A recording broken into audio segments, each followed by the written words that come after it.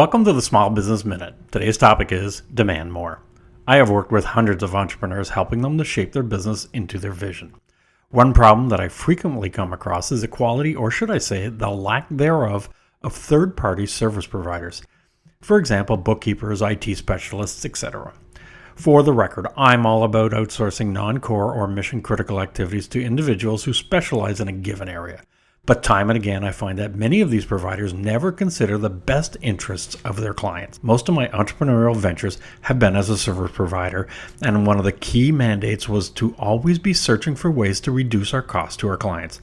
That may sound treasonous, but in fact it helped to grow our profits and our roster of clients, most of whom were divisions of global packaged goods companies. The premise was simple.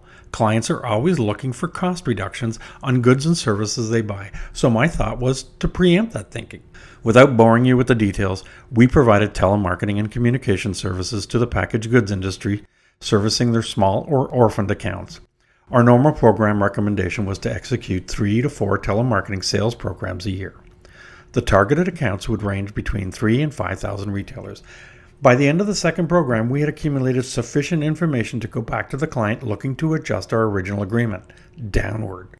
Of course, this is not the norm. Most suppliers always look for ways to increase their billings by recommending the program be expanded.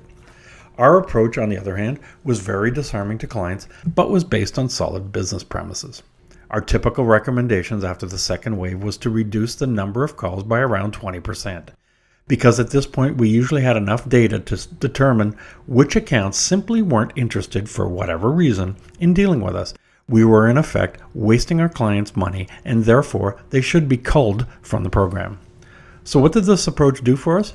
Number one, it positioned us as a trusted partner and an organization that had our clients' best interest at heart. Number two, it dramatically increased our sales performance ratio. For example, a 35% sales ratio prior to cutting the accounts automatically jumped over 40%. Number three, our revenue per call would also soar. Clients always like that. Number four, our profit margin jumped significantly as we kept a percentage of the savings. The clients never questioned us as we passed on about 80% of these savings. 5, more often than not, clients would reallocate the savings to another program for us to execute. So we really didn't lose anything. Number 6, our efficiency increased, so we were able to service more clients at higher margins without increasing our manpower or physical space, all the while growing our revenues. Number 7, our clients regularly referred us to other divisions within their organization. The best part of this strategy was that we rarely had to justify our fees. Not many service organizations have that luxury. Unfortunately, in working with my clients today, I find that many of the service providers they use never look to help them. They simply focus on maintaining the status quo to protect their billings that often result in duplication of effort. When I uncover these duplications and bring them to my clients' attention, they quickly begin to lose faith in these individuals. These service providers think that by helping the client be more efficient or show them a better way, that they will put themselves out of a job.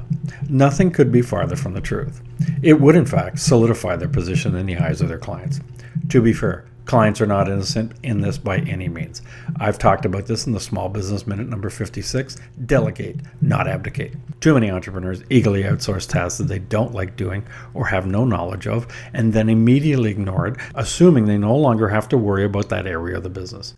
There are many great individual service providers that are engaged in their clients' businesses. They do provide valuable assistance and insight, but there are just as many that don't. If your service providers are not helping you run your business and don't regularly suggest improvements, it's probably time for you to demand more. I'm Greg Weatherden, and this has been your Small Business Minute.